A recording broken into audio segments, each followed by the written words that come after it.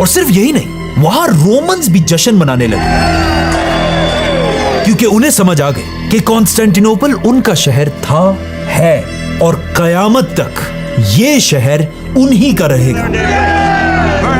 लेकिन पूरी उस्मानी फौज में अब भी दो ऐसे लोग थे जो हार मानने के लिए तैयार नहीं थे। उस्मानिया सल्तनत का वजीर जरगनोश पाशा और खुद उस्मानियों का बादशाह सुल्तान महमद खान।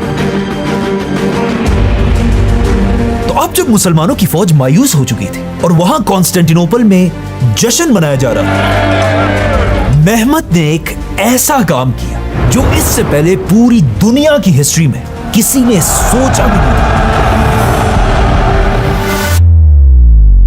कॉन्स्टेंटिनोपल के अंदर पूरी रात जश्न मनाने के बाद आखिर रोमन्स थक कर सो गए। लेकिन जैसे ही अगली सुबह हुई, अचानक शहर के हर कोने से चीखों की आवाजें आने लगी।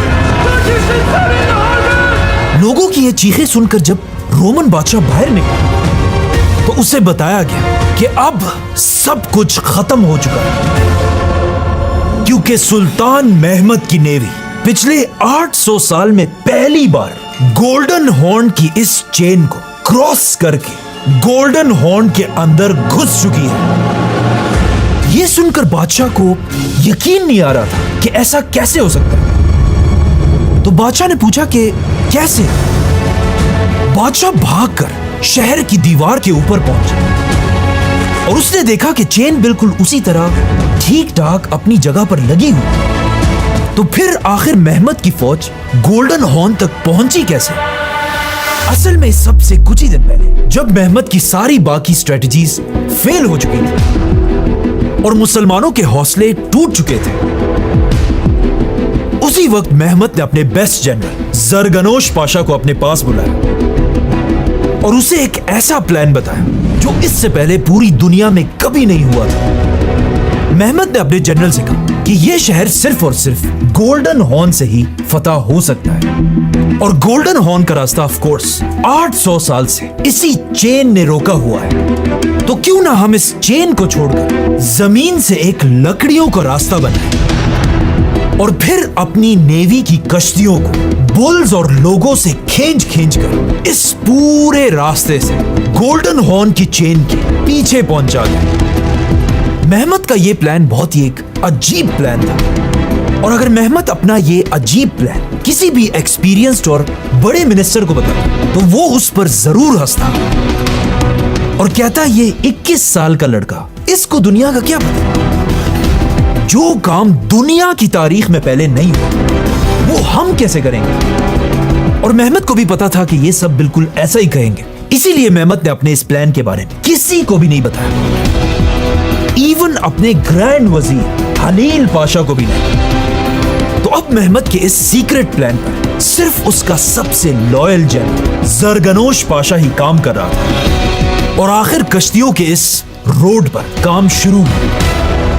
ये इतना खतरनाक प्लान था कि अगर रोड बनने की थोड़ी भी आवाज रोमन्स तक पहुंच जाता तो ये सारा प्लान भी फेल हो जाता था। इसीलिए ये रोड सिर्फ रात के अंधेरे में ही बनाया जाता था और रोमन से इस रोड की आवाज भी छुपाने के लिए जब भी इस रोड पर काम होता था, महमद अपनी सारी तोपों से शहर पर हमले किया करता था।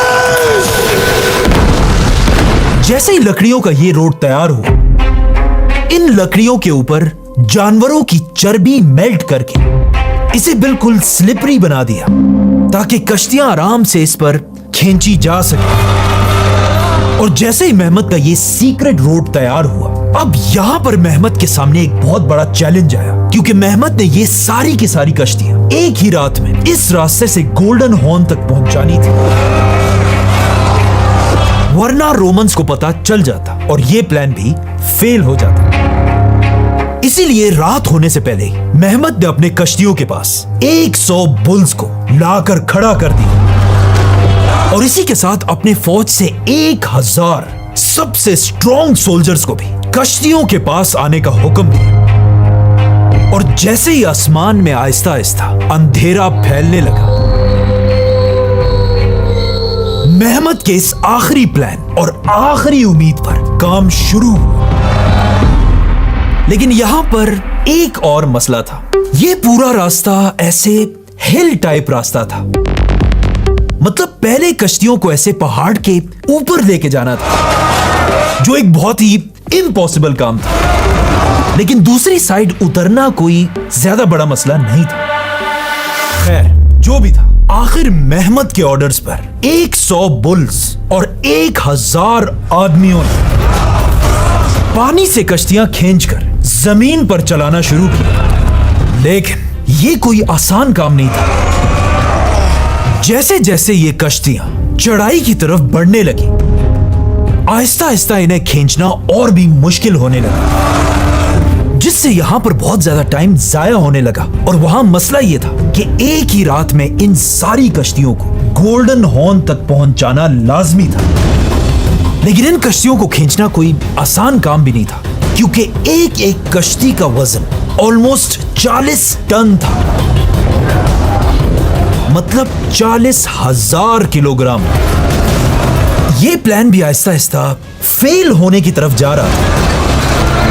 अचानक रात के अंधेरे में मुसलमानों के आसपास तेज हवाएं चलने लगी, और मुसलमानों की किस्मत इतनी अच्छी थी कि इन हवाओं की डायरेक्शन भी वही थी जिस तरफ मुसलमान ये कश्तियां खींच रहे थे।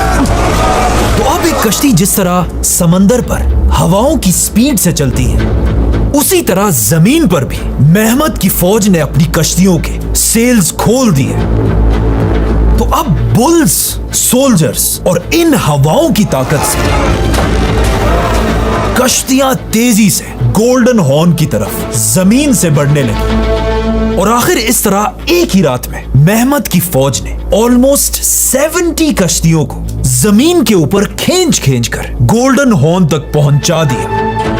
इसीलिए जैसे ही अगली सुबह हुई, कॉन्स्टेंटिनोपल के हर कोने से लोग मेहमत की इन कश्तियों को देखकर जोर जोर से चीखने लगे। इस एक वाक़े से हालात बिल्कुल बदल गए, और अब मायूसी मुसलमानों से निकलकर हर क्रिश्चियन के दिल में फैल गई। और अचानक यहां पर शहर के अंदर एक ऐसी खबर फैली जिसने रोमन्स का मोराल बिल्कुल तोड़ कर रख दिया। पिछले 1000 साल से रोमन एम्पायर में एक प्रोफेसी मशहूर थी, और वो प्रोफेसी ये थी, एक जमाने में एक क्रिश्चियन बाबा ने कहा था कि इस शहर कॉन्स्टेंटिनोपल को सबसे पहले फतह करने वाला बादशाह कॉन्स्टेंटीन था, जिसकी मां का नाम हेलेना था। और इस बाबा की प्रोफेसी ये थी कि एक दिन कॉन्स्टेंटिनोपल के आखिरी बादशाह का नाम भी कॉन्स्टेंटीन होगा,